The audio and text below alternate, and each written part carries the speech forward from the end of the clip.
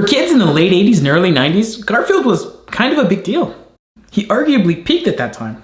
And for some bizarre reason, in 2004, he got a weird overlay at the old mill in Kennywood Park in Pittsburgh.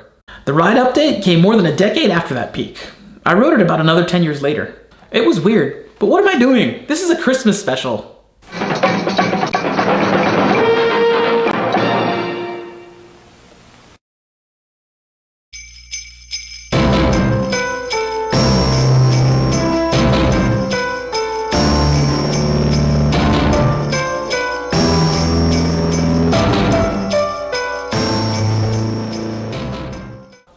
Part of Garfield's popularity aside from plushes, and plushes with suction cups, and those McDonald's glasses that I swear if you looked away, Garfield will drink your drink.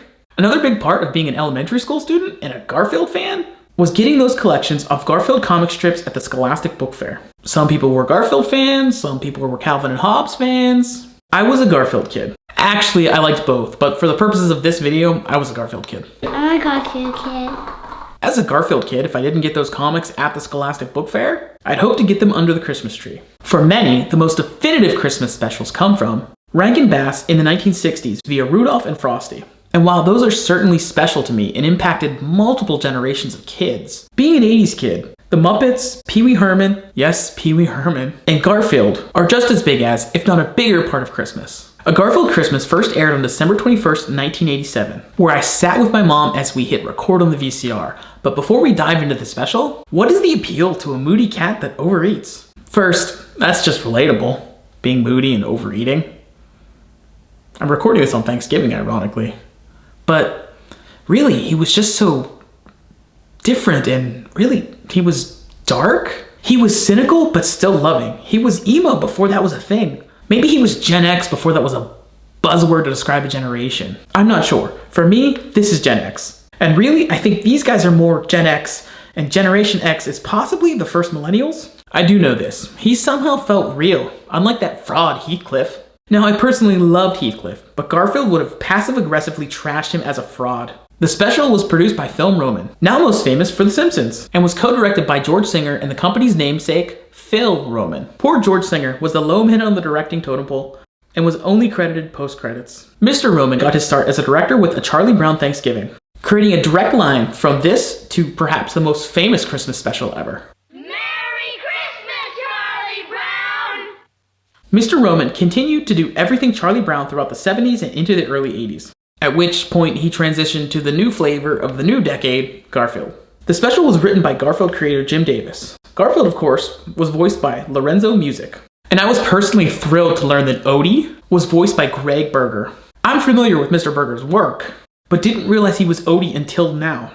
In my grad school comedy writing class at USC with Mark Evanier, Mr. Berger was kind enough to come to our class and do cold readings of our radio commercials, including my terrible attempt at one for Puffin cereal, which miraculously he actually made funny. So what's in the special besides Mr. Berger's voice? Let's find out. The special begins with Garfield getting several breakfast lasagnas. I have to admit, I forgot about the whole lasagna thing with Garfield. My childhood cat, Nathan, or Nate, or Natey as we called him, loved licking the seasoning off of barbecue chips, but he wasn't a fan of lasagna. The lasagnas are not Garfield's Christmas gift, but his path to his gift, which is a gift-giving machine. A machine that reads your mind to give you the perfect gift.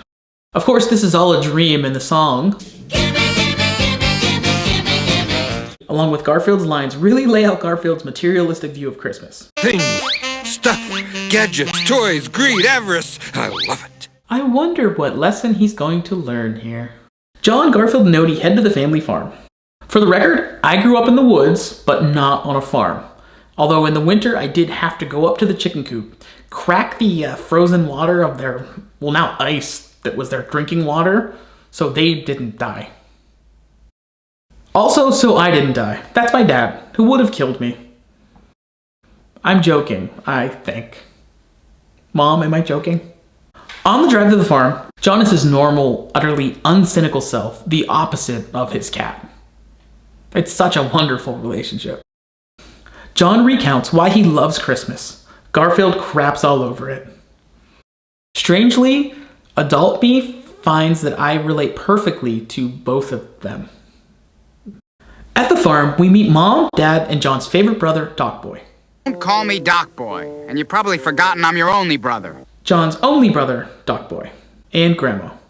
Grandma is a tough old bird. And then, now and forever, reminds me of my tough old bird of a grandma, Nanny. We called her Nanny because she wasn't your typical grandma. And when we lost her, she unfortunately wasn't all that old. Nanny and John's grandma are both sass personified, in a good way. Grandma spikes the sausage gravy with chili powder.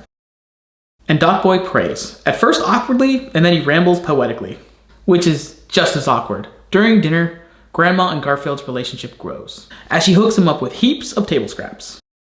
I'm using the word scraps here loosely, but not the word heaps. I'm eating for two now, dear.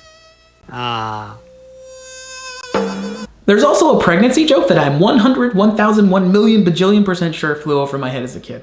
As they decorate the tree, Dad asks why they put the star on last. John sends Garfield in for the job. When we still had a real Christmas tree, Nathan would climb up it inside. Not coincidentally, I wanted to call him Tree Climber when we first got him because he climbed the branch of a tree in our backyard. Now this is before we lived in the woods. Ironically, when we moved to the woods, Mom didn't want a real tree and the associated mess in the new house. The new house my dad built completely from the ground up. So Nathan swatted at the low-hanging bulbs until he got old and lazy like Garfield. The cat got lazy, not my dad. Anyway, Garfield completes his arduous task. Whoever invented Christmas trees should be drug out into the street and shot. That line sums up why I loved and love Garfield. Who says that in a Christmas special? Garfield, that's who. After Doc Boy flounders, Grandma rocks out to "Oh Christmas Tree." Mom then takes over with a song original to the special. Garfield heads back to Grandma's lap. And we get something we don't get in most Christmas specials: outright sadness. Fireball, what's the matter? Get away from me! I've got to get Karen all warmed up, or she's a goner. But I'm still not happy. I always end up feeling depressed. Then again, maybe we do. Grandma laments the loss of Grandpa, a man she described as stoic, unsure of how to show his love to his children. Except on Christmas. On Christmas, it was okay for him to let his guard down and be more openly and outwardly loving towards his children. Christmas is therefore the time she misses him the most. The boys force their dad to read the story about Binky the Clown, and they just hilariously troll him the whole time. Everyone goes to bed, and Odie gets all DIY. We get another original song, which has a line about elves and weirdos. Brilliant.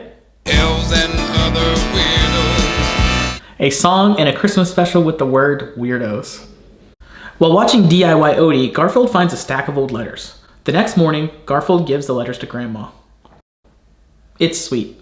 When next we meet, oh my. And then it gets a bit racy, again, over my 5-year-old head. Odie reveals his little life hack, a homemade back scratcher for Garfield. Garfield learns, or is at least forced to admit, the real meaning of Christmas. And for some reason, it ends with a hoedown. The special was nominated for a Primetime Emmy, but it lost to a Claymation Christmas Special, which actually premiered right after Garfield on the same night, and is amazing. You should totally watch it, and will probably be the subject of my Christmas special next year. The Garfield Christmas Special aired annually until 2000, coincidentally the year Nanny passed away, and perhaps not coincidentally the year I graduated high school. I have to assume they stopped because I and other Garfield kids, we grew up. Despite Kennywood's misguided Old Mill Ride revival attempt. We may have grown up, but the weird songs, the cynical cat, and the message of love for your family, those things have stayed with us. So from my family to yours, Merry Christmas!